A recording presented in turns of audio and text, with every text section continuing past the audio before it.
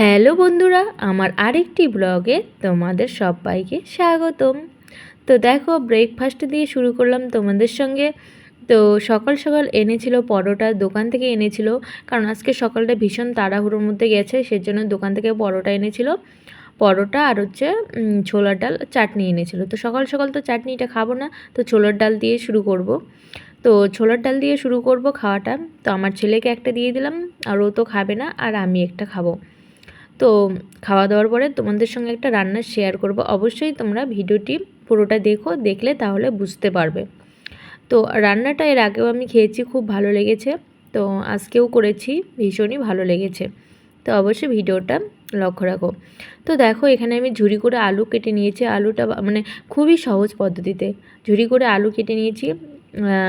আলুটা একদম ভেজে নেব কাঁচা লঙ্কা দিয়ে। এখানে কিন্তু আমাদের যেহেতু নিরামিষ আজকে, সেহেতু আমি নিরামিষ হিসেবে করব। আর কিচ্ছু দিব না, শুধু এখানে কাঁচা লঙ্কাই দিব। কাঁচা লঙ্কা দিয়ে আলুটাকে ঝুরি করে ভেজে নিতে হবে। ভেজে নেওয়ার পর এখানে কিন্তু তোমরা যদি আমিষের দিন খাও তাহলে কিন্তু পেঁয়াজ দিতে পারো। পেঁয়াজ দিলে কিন্তু খুবই ভালো লাগে। যারা যারা পাট শাক তিতা মনে করে খাও না, তারা কিন্তু এইভাবেই খেতে পারো। পাট শাকটা কিন্তু একদমই তিতে লাগবে না। তো এখনকার পাট শাক কিন্তু নতুন বেরোচ্ছে, তো ভীষণই টেস্টি লাগে। তোমরা শুধু একবার খেয়ে দেখো। আলুটা ভেজে নিবে, যারা আমিষ খাচ্ছ পেঁয়াজ দিয়ে কুচি কুচি করে পেঁয়াজ কেটে আলুটা কাঁচা লঙ্কা দিয়ে ভেজে নেবে। নেওয়ার পর একটু তেলের পরিমাণটা একটু বেশি দেবে। দেওয়ার পর এখানে তারপরে ভাজার পর পাট শাকটা দিয়ে দেবে।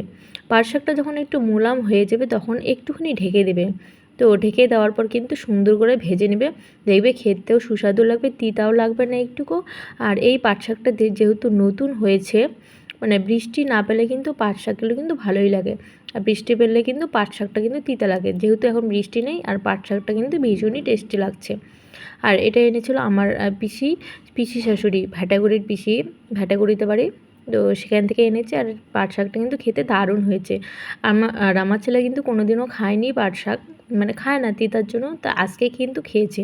তো কেমন লাগলো অবশ্যই কমেন্ট করে জানাবে। আবার দেখা হবে নেক্সট অন্য কোনো ব্লগে।